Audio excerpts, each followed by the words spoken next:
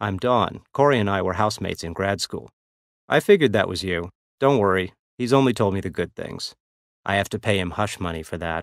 Dawn observes that his hands are spotless. The only auto mechanics she's ever dealt with have had calloused, oil-stained fingers and dirty nails. Working here through the wee hours last night, he'd missed Becca, her warmth. As he waits for the compiler to finish, he recalls Saturday night, dinner, trilobite, and a 4-star hotel on Nob Hill. Why does it sometimes feel as though he's waiting to get a grade from her? Rob walks from the kitchen into Dawn's bedroom, cell phone in hand. The hardwood bed has an elaborate headboard and expensive white linens covering it, and there is a matching vanity with several bottles of perfume, a contact lens case, and a photograph of Dawn and an older man. She's smiling in the picture, and the man's arm is around her. Rob's heart sinks. Is this the doctor boyfriend she mentioned at Cory's birthday party? What can she possibly contribute at this point? What do I tell her next week when we head up to Napa? Why tell her anything?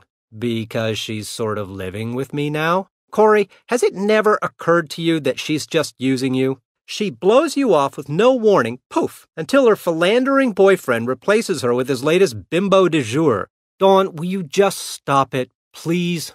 You don't know how it's been, how she's been. I'm sorry, but she's a complete narcissist. She's really, really bad news. Wake up, Cory. Toby turns sideways on his bar stool to face Dawn more directly. She's feeling a buzz from the wine and gazes more directly into his eyes. Dogs have amazing noses. Our scent world to them would be flat and featureless. The world dogs can smell is more like 3D and living color, full of intertwining strands and coils of scents, a million paths to explore. My Brittany's love to track prey, squirrel, rabbit, even skunk. They'd roll where a skunk had sprayed. Isn't that irritating, even to dogs? They would hate a direct hit in their eyes. It's a deterrent, after all, loaded with thiols and their acetate derivatives. But some of the compounds are probably more volatile than others. You make chemistry sound so damn sexy. He turns from the entrepreneurs only to find himself face to face with Julie LaRoche. May I join you? She asks. What does she want? The Rockpile appellation is fairly new to me. You seem to know it well.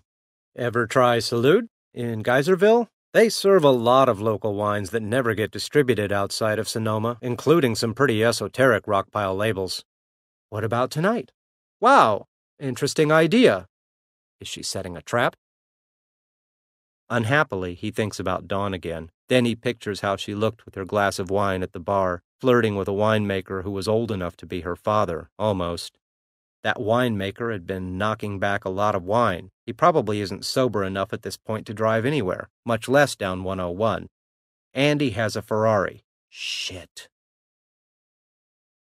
If little green guys from Beetlejuice are drinking the most stellar wine in the galaxy right now, we won't know about it for a really long time. By then, they'll already have drunk the last drop of it.